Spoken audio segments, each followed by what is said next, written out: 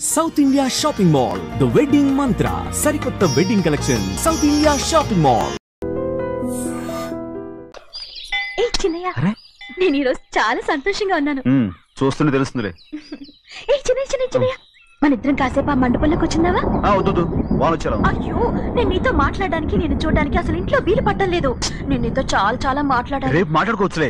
పైగా అయ్యగారు కూడా ఇంట్లో లేరు, వస్తే మన కోసం ఎత్తుకుంటారు. పద. హలో, యజమానురాలాగా చెప్తున్నాను, బోధపడిందా? బోధపడిందమ్మా. రండి. చెన్నమ్మ గారు కొండ మీద గుడికెళ్ళి వస్తామని చెప్పారు. పైగా మన చెన్నయ్య కూడా తోడెళ్ళాడు. ఇంకా భయపడతారు ఎందుకు? సాయంత్రం నుంచి వర్షం ఆకుండా కురుస్తాను. మధ్యలో కార్ రిపేర్ ఏదైనా అయింటే ఎందుకైనా మంచిది, ఒకసారి వెళ్ళి చూసేద్దాం. రైట్, నువ్వు వెళ్ళి బండి. అలాగనే.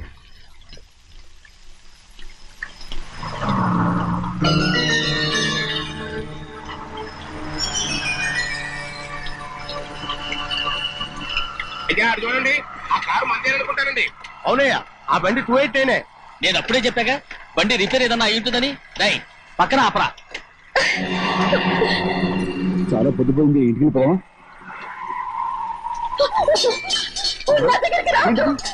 నువ్వు కావాలని కారు రిపేర్ అని అబద్ధం చెప్పావు.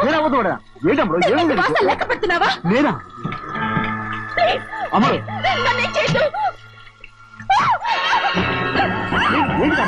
పిచ్చి పట్టిందా? నీకే మొత్తం వచ్చి పట్టింది. నా ప్రాణం పోయినా నీకు లోగను. ఏంటమ్మా నువ్వు చేసే పని? ఏంటి అమ్మడు?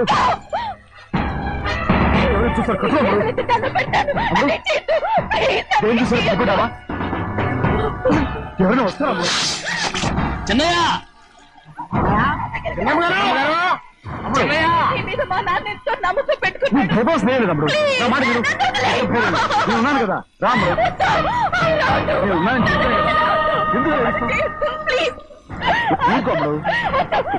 నువ్వేం భయపడగలరు, నా మాట విను. అమ్మడు ఆడబడుతే ఏంటి పిచ్చాలేక?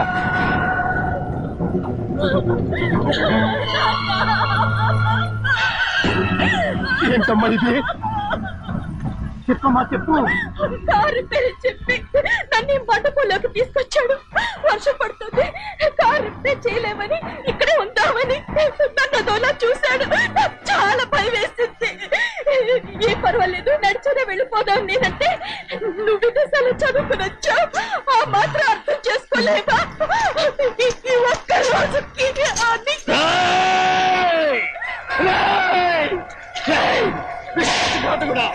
ఎంత పని చేశావు? నిన్ను నా బిడ్డలా చూసుకున్నాను. అలాంటిది నా కూతురు వంటి మీద చేస్తావా? నువ్వు మనిషివి కాదురా, నువ్వు మనిషివి కాదు, రాక్షసుడివి. తల్లిపాలు తాగి నమ్ముకుంటే నీచుడురా. నాకేనే వచ్చిన నయవంచుకుడు. ఒరే ద్రోహి, ఇవాళ నుంచి నేను చచ్చిపోయాను అనుకోరా. ఇక నా ఇంటి గడపక్కతో నిన్ను ఎలా పెంచాను రా? నా సొంత బిడ్డ కన్నా ఎక్కువగా పెంచాను. ఆ ఒకే ఒక్క కారణంగా నిన్ను ప్రాణాలతో వదులుతున్నాను. నేను బహానాలు చూపించుకో. ఇదే ఇంకోడైతే నువ్వు చేసిన తప్పుకి నరికేసి ఉండేవాడు.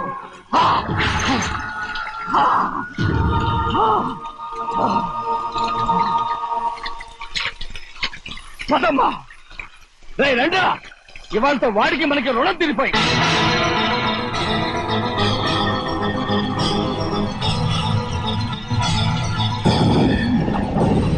చిన్నబ్బాయి, వద్దు చిన్నబ్బాయి, వెళ్ళొద్దు.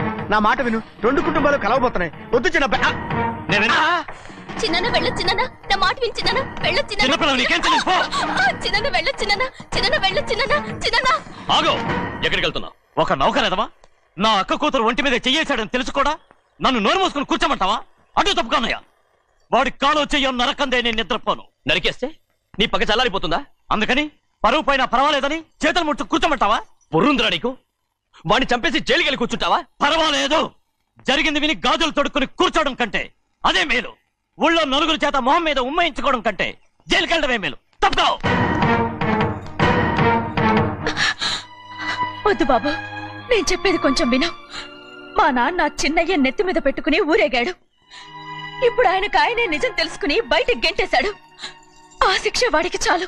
కానీ మీ చెల్లెలు పరువు పోయిందే, దానికి కారణమైన వాడిని నేను ఊరికే వదిలేయాలా? నువ్వు వాడిని నరికేస్తే జరిగింది మాసిపోతుందా? పోదు, కానీ కోపం కొంచెమైనా తగ్గుతుంది కదా. 2 రోజులు ప్రశాంతంగా ఉంటే అన్ని కోపాలు పోతాయి. అవును, నువ్వు కూడా 15 సంవత్సరాలుగా ప్రశాంతంగానే ఉన్నావు, కానీ మీ నాన్నకి నీ మీద కోపం పోనేలేదే. అలాగే నేను కూడా. తప్పుకోవద్దు.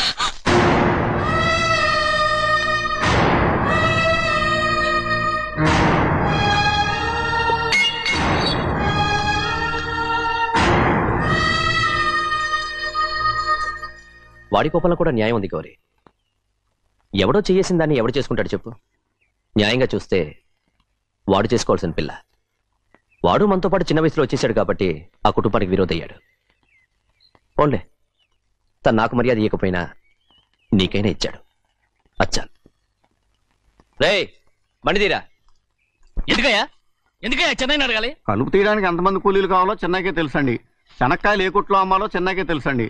జొన్న చేనుకు మందు కొట్టారో లేదో చెన్నైకే తెలుసండి. అయ్యా మరి నేను వెళ్ళొస్తానండి. ఎక్కడికి వెళ్తున్నావు? చెన్నై దగ్గరికండి. ఎందుకు? అదేనండి, కౌలు డబ్బులు ఎవరెవరి పేరుతో ఏ ఏ బ్యాంకుల్లో వేయాలి, ఈ దివాణానికి కావలసినటువంటి వస్తువులన్నీ ఎక్కడ కొనాలి, ఇవన్నీ చెన్నైకే తెలుసండి. అడిగి తెలుసుకుందామని బయలుదేరా. ఏంటయ్యా ఇన్ని రోజులు ఇవన్నీ చెన్నై చూసుకుంటుంటే మీరందరూ ఇంట్లో తినుకొచ్చిన ఏం చేస్తారు? గాడిదలు కాస్తున్నారా? చే ఇది ఇల్లా సత్రమా? అబ్బా నువ్వు ఉండబోయా, నేను చెప్తున్నాను కదా. వంటింట్లో ఏమేం చేయాలో ఎంతెంత చేయాలో తెలియక అందరూ ఖాళీగా కూర్చున్నారు. 2 రోజుల నుంచి చెన్నై పళ్ళకు రావట్లేదంటగా. వెంటనే డ్రైవర్ పంపించి చెన్నైని పిలిపించండి. 2 రోజులుగా నువ్వు ఎక్కడికి వెళ్ళావు? సముద్రం ఎలా ఉంటుందో చూద్దామని వైజాగ్ వెళ్ళానండి. వెళ్ళా సముద్రంలో గోవిందయ్య అయ్యా ఈ లెక్క చూసి పంపించి. అలాగే నీకు లెక్క చూసి కదా డబ్బులు ఇవ్వాలి. మరి ముందే అయ్యా అయ్యా అంటూ ముష్టోళ్ళగా చేయి చెప్తావిట్రా. నువ్వు ఎప్పుడు వచ్చావు, నీకు ఎంత ఇవ్వాలి చెప్పు. గుమ్మస్తా మీరా నేనండి. మీకు లెక్కలు తెలియకపోతే వెళ్ళి చెన్నై గారిని అడగండి. ఏంట్రా డబ్బా ఇస్తున్నావా? నన్ను ఉద్యోగం అనేది వెళ్ళిపోమన్నారు కదా. అంటే ఏడుస్తావిట్రా? ఎక్కడికి వెళ్ళాలో ఎలా బతకాలో తెలియక ఏడుస్తుంటా. సరే ఏడో ఒక. ఇప్పుడు మా ఇల్లు చూసుకోవడానికి ఎవరు లేరురా. నా కూతురు కూడా ఇక్కడే పని చేస్తుంది. మరి నువ్వు మా ఇల్లు జాగ్రత్తగా చూసుకుంటావా? అలాగేనండి. ఈ ఉద్యోగం పర్మనెంట్ కదండి? అది నీ నరకం మీద ఆధారపడి ఉంటుంది. అంతే కదా, తప్పకండి. ఎలా అదేంట్రా నరాలు తగినట్టు నడుస్తున్నా? బాలేదా? ఇంకోటి నడుస్తాను. ఎలా? నువ్వు పర్మనెంట్ గా టెంపరవరీయే. అమ్మా, చెన్నైని ఇంట్లోంచి బయటికి పంపించినంత మాత్రాన నీ ఆత్మ శాంతించదని నాకు తెలుసమ్మా.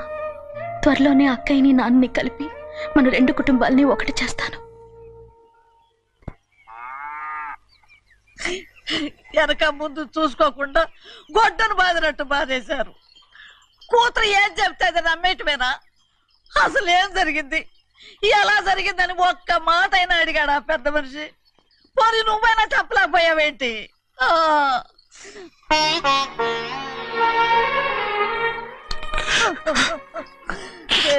చిన్నయ్య ఏడుస్తున్నావయ్యా? పెద్దయ్య కొట్టాడని బాధపడుతున్నావా? అబ్బే, పెద్దయ్య కొట్టిన దెబ్బలు కాదని నేను బాధపడుతుంటా. ఈ నెలల్లో ఒక్కరోజు కూడా నేను ఆయన విడిచిపెట్టి ఉండలేదు. అలాంటిది 2 రోజులు అయిపోయింది ఆయన చూసి. అదే బాధగా ఉంది. బాధ ఇదే. చిన్నయ్య చూడు, ఎవ్వరికి కనపడకుండా పెద్దయ్య గారిని చూసిరారా, అప్పుడు నీ మనసు స్థిమిత పడుతుంది. లేదే, ఆయన తప్ప ఆయన తెలుసుకుని నాకు కబురు చేసేంత వరకు నేను ఆయన మొహం చూడను. ఆ దొంగ ముఖంది నీ మీద మనసు పడ్డట్టు నాటకం ఆడింది అనుకో. అది నీ యజమాని కూతురు అని తెలుసు కదా, నువ్వెందుకు మనసు పడ్డా? సిగ్గిడిసి తన అందరి ముందు పంపు సెట్ దగ్గర స్నానం చేస్తూ నా మీద పడ్డప్పుడు కూడా నేను మనసు పడలేదే. కానీ ఒకరోజు అయ్యో ఏంటి తమ్ముడు, మధ్యగానే పోయిందేంటి? పుస్తకాలన్నీ తగలబెడతావు, పైగా చదువుకో డిగ్రీ కాగితాలు కూడా మంటలు పడేస్తావేంటి? ఏమైంది నీకు? ఇదిగో మర్యాదగా మంటలవి. అవి నేను చదివి సంపాదించుకున్న డిగ్రీలు. వాటిని మంటల్లో వేస్తాను, చిప్పేస్తాను, నా ఇష్టం. అది అడిగే హక్కు నీకు లేదు. అవి మంటల్లో వేయకపోతే ప్రాణానికి ప్రాణంగా చూసుకుంటున్నావే మా నాన్న, ఆయన మీద ఒట్టు ఇలా ఇలా పడి చేస్తాను.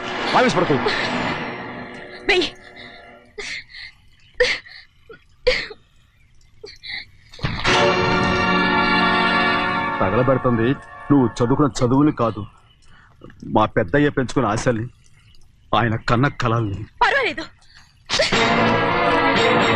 నా ఆశ నెరవేరినప్పుడు ఎవరి ఆశ తీరినా తీరకపోయినా నాకు అనవసరం.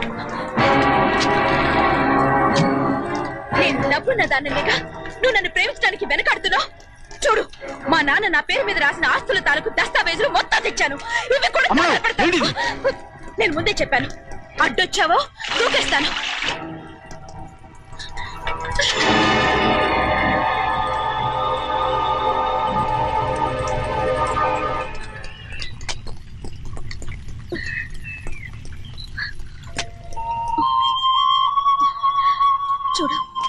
ఇప్పుడు నేను ఒట్టి ప్రభావతిని. నాకు చదువు లేదు, డబ్బు లేదు. ఇప్పుడు నేను ఒప్పుకుంటావా? మరి చిన్నపిల్ల మాడతావేటి? ఎన్ని చెప్పినా సరే నువ్వు మా పెద్ద కూతురువి. అలాంటిది నేను పెళ్లి చేసుకోవడం ఏంటి? మరి అర్థమైన మాడతావు.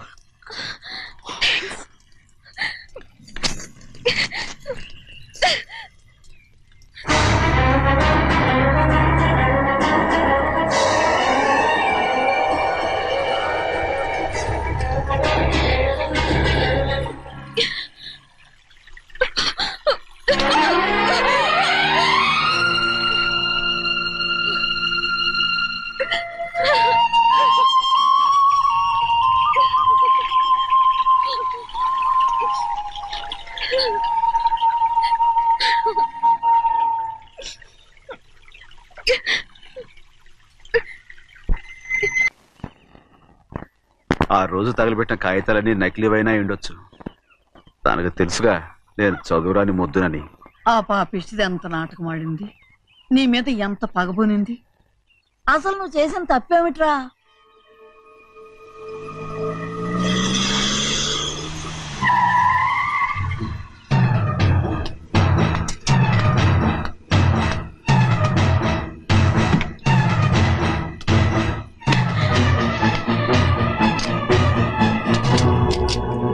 నేనా నీ వెంటబడి తిరిగాను? నేనా నేను ప్రేమించమని అడిగాను? నేనా నేను పెళ్లి చేసుకోమని అడిగాను? ఆ రోజు గుడికి రమ్మంది ఎవరు? వద్దన్న మండపానికి తీసుకెళ్ళింది ఎవరు? చేసినంత నువ్వు చేసి నేనేదో చేసిన అన్నావే. నేను నిజంగా పాప పోనీలే ఆడదాని వారు ఊరుకుంటున్నాను అనుకున్నావేమో. పొరపాటు. నన్ను ఎంతగానో నమ్మిన మా అయ్యగారు నన్ను అనుమానించి తప్పుపట్టారే, దానికి ఆ రోజు నా నోరు మూసుకుపోయింది. కానీ ఈ రోజు మాత్రం నేను ఊరుకునేది లేదు. చెప్పు, ఎందుకు చేసావు పని? కారణం చెప్పు.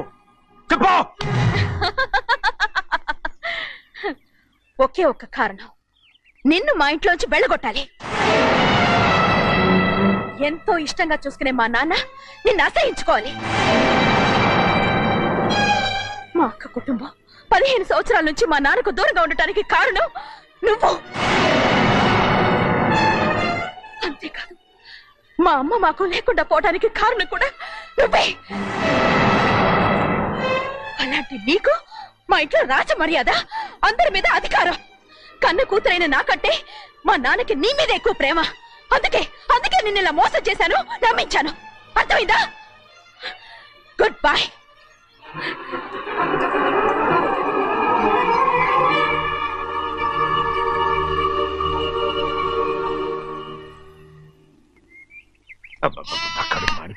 ఏంటి నాన్న, బాగా ఆకలాతుందా? అవునమ్మా, ఇడ్లీ దమ్మని ఆ బస్సు గాని పంపించి 2 గంటలైంది. అప్పటికి ఆలస్యం అవుతామని నా బండి కూడా ఇచ్చి పంపించా. సంతోషించాం. ఏంట్రా ఇంత ఆలస్యంగా చచ్చావు? మరి దీన్ని నడిపించకరావద్దేంటి? అదే నేనైతే లగెత్తుకు వచ్చేసేవాడిని. అంటే ఈ బండి నడపడం నీ చేత కదా? మరి ఎందుకు తీసుకెళ్ళట్టు? ఏమో మీరు తీసుకెళ్ళమన్నారు, తీసుకెళ్ళాను. కర్మ. సర్లే, ఆకలి చచ్చట్టుగా ఉన్నా. ఇడ్లీలు ఎక్కడా? అదిగో మూటలో వచ్చేస్తున్నాయి. మూటలో ఇడ్లీలు రావటం ఏంట్రా? రే, ఈయన నంబర్లే గానీ మూట దింపి ఇప్పి చూపించండి. అట్టగానండి. ఇన్ని ఇడ్లీలు తెచ్చావిడ్రా? మరి 494 రూపాయలకు ఆ మాత్రం ఇడ్లీలు రావేంటి? 494 రూపాయలకి ఇడ్లీలా? మరి అదే చెప్పడమేమో చెప్పేస్తారు, ఆ తర్వాత మర్చిపోతారు. మనీ నాగమణి. నాగమణి ఏంటండి? ఏంటంట? అప్పుడు మీ నాన్న నాతో ఏం చెప్పాడు? ఉండండి, ఆలోచించుకుని చెప్తాను. ఏంటమ్మా, ఫ్లాష్ బ్యాక్ వెళ్తున్నావా? అవును. ఆకలేస్తుందిరా. రామస్వామి హోటల్కి వెళ్ళి కాస్త తెచ్చిపెట్టు. నాకు కూడా ఆకలేస్తుందండి. నువ్వేదైనా తిని నాకు మాత్రం ఒట్టి ఇడ్లీ పడరా. ఇదిగో, ఈ నోటు ఎంతో తెలుసా? నేనేమన్నా తెలివి తక్కువ అనుకున్నారా? 500 నోటు. అబ్బా, నువ్వే దీన్ని అచ్చుకుతున్నట్టుగా మాట్లాడుతున్నావే. చాలా ఆకలేస్తున్నాయి, బండేసుకెళ్ళి తొందర తీసినప్పా. ఇదండి జరిగింది. చిల్లర లేదు కదా అని 500 రూపాయలు నోటు ఇచ్చి పంపిస్తే మొత్తం ఇడ్లీలు పట్టుకొస్తా ఉంటా. నీ నోట్స్ చెప్పు. ఆకలేసేస్తున్నామ్మా. చట్నీ సాంబార్ ఇదిరా?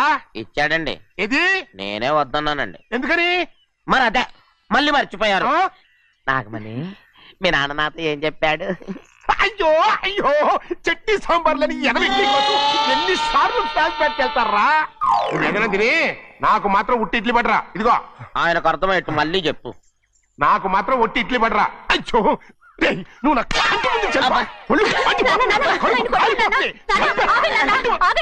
ఆయనతో పాటు నేను బయటకు వెళ్ళిపోతాను. ఎందుకంటే ఆయన నేను మీ దిక్కుమాలిన ప్రేమ కథ వినే ఓపిక ఎవ్వరికి లేదమ్మా. అయినా నువ్వు అనేది ఏముందిలే, అతను లేకుండా నేను బతకలేను అంటావు అంతే కదా. అయితే ఒక కండిషన్ రా. ఏంటి? నువ్వు చాలా తెలియగలవాడవని ఈ ప్రపంచానికి, నీ ముఖానికి ప్రపంచం దాకా ఎందుకు గానీ ఈ ఊళ్ళో నిరూపించుకో. నా కూతురు నీకు ఇచ్చి పెళ్లి చేస్తా. వాకే వెరీ వీచి. అయితే నువ్వు ఇంటి నుంచి బయటికి వెళ్ళరా. బయటికి రండి. అయ్యయ్యో నా కాళ్ళు చేతులు ఆటలు లేసే. మీరెందుకు వచ్చారయ్య గారు? కబురు పెడితే నేనే వచ్చేదాన్నిగా. కూర్చోండి అయ్యా, కూర్చోండి. చెన్నయ్య టౌన్కి వెళ్ళాడు, ఏదో కొట్లో పని చేస్తున్నాడు. దాన్ని ఎవడు మార్చగలడు? నేనేం వాడిని చూడటానికి రాలేదు, నిన్ను చూడటానికి వచ్చాను. అవును, వారం వారం డబ్బుల కోసం వచ్చేదానివి 2 వారాలుగా ఎందుకు రాలేదు? అయినా నా బాధ్యత నేను చెయ్యాలిగా. ఇదిగో తీసుకో. డబ్బొద్దండి. నీ మనవడిని నేను ఇంట్లోంచి తరివేశాను వద్దంటున్నావా? ఇది నీ మనవడి కోసం కాదు, నీ కొడుకు కోసం నేను చెయ్యాల్సిన బాధ్యత. ఆనాడు ఊరంతా నా బిడ్డ తప్పు చేశాడన్నా, మీ మనసుకి మాత్రం తప్పు చేశాడనిపించలేదు. ఈ రోజు నా మనవడు కూడా ఏ తప్పు చేయలేదు. ఆ విషయం మీరు తెలుసుకుని వాడిని ఏ రోజు పనిలోకి రమ్మంటారో ఆ రోజే డబ్బు తీసుకుంటాను. నీ మనవడు చేసింది నేను కళ్ళారా చూశాను. దాని గురించి మాట్లాడాలంటే నాకే అసహ్యంగా ఉంది. డబ్బు తీసుకుంటావా లేదా? వద్దు బాబు. ఈ రోషమైన నాలో నేను చూస్తాను.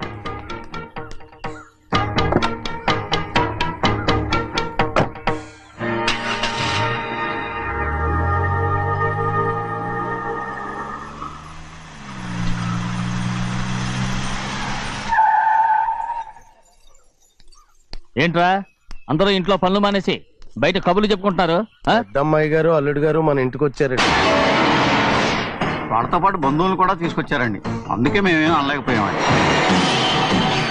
తాంబూలాలు కూడా పట్టుకొచ్చారండి.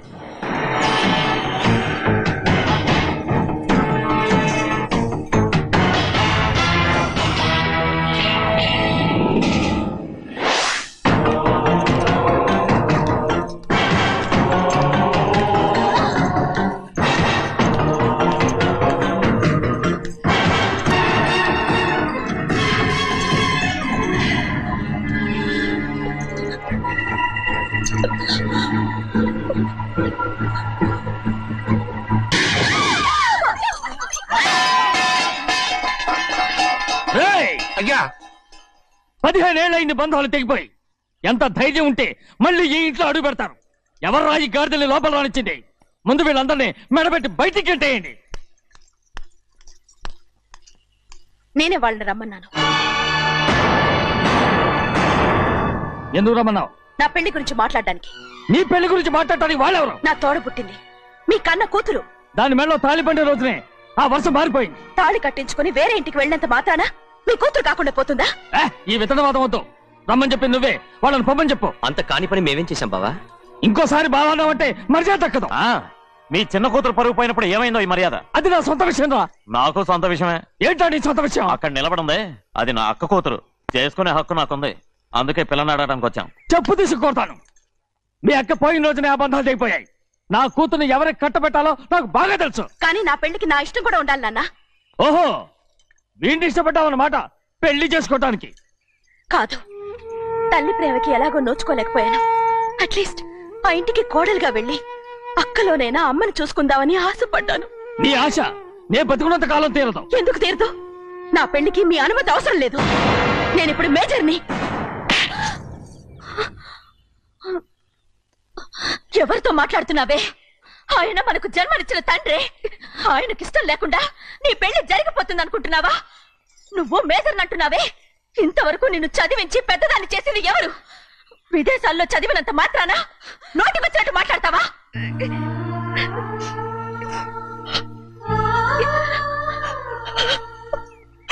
నన్ను క్షమించండి నాన్న. ఎలాగైనా మన కుటుంబం కలవాలనే ఆశతో దాని మాటలు వినే ఇక్కడికి వచ్చాం. మీ ఇష్ట ప్రకారమే ఎవరికైనా ఇచ్చి పెళ్లి చేసి దాన్నైనా చివరి దాకా మీతోనే ఉంచుకోండి.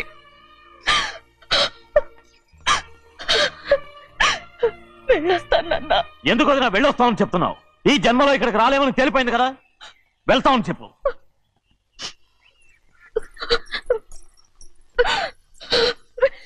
గోవిందయ్య అయ్యా ఈ దరిద్రాన్ని బయటపడే. అలాగేనండి. నన్ను క్షమించండి నాన్న. ఊరుకోమ్మా, ఏదో తెలియక చేశావు, పర్వాలేదు. ఏమైందిరా అంతరాట పరిగెత్తున్నారు? ఉండవా ఏమయ్యా, ఏంటి అంతరాట పరిగెత్తున్నారు? నువ్వు నాకు అగనిస్ట్ పార్టీ, నేను నీకు చచ్చినా చెప్పకూడదు. అయినా వయసులో పెద్దవాడు అడుగుతున్నావు కాబట్టి చెప్తున్నాను. మన బసవాడు లేడు, వాడు పండుతున్నాడంట. అగా బసోడు ఏంటి, కొండ ఎత్తడం ఏంటి? ఎగతాళిగా ఉందా? నేను ఎగతాళి చేయడం కాదండి, ఊరంతా పరిగెడుతున్నారు. పైగా 10 రూపాయలు టికెట్ అంట. బసోడు కొండ తీసుకెళ్ళి చూపిస్తాను. నా కూతురా. ప్రశాంతంగా ఉండండి, ప్రశాంతంగా ఉండండి. ఆంజనేయ స్వామిని ఒక పండగ కాలే బాగా ఒళ్ళు పట్టంటారా.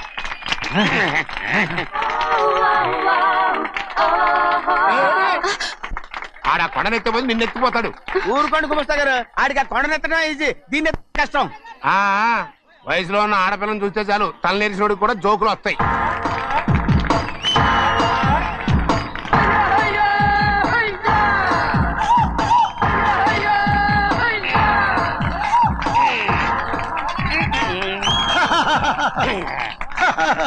రెడీ. ఏంట్రా రెడీ? కొండనెత్తు. ఓ 50 మందిని పిలవండి. ఎందుకు? ఆ కొండను తెచ్చి నా చేతుల మీద పెట్టడానికి. అప్పటి నుంచి నేను చెబుతూనే ఉన్నా, ఇది ఫిట్టింగ్ ఏదో పెడతాడు అని. ఒక్కడనా నా మాట విన్నారా? ఊరుకోవా, నీ కూతురని మాటలేదు, మేమే వింటాం. ఇదొక పిచ్చి కొయ్యి. ఏంటి 50 మంది వల్ల కాదా? అయితే ఊరు మొత్తం వచ్చి ఆ కొండను తెచ్చి నా చేతుల మీద పెట్టండి, అప్పుడు నేను ఒక్కనే ఎత్తుతాను.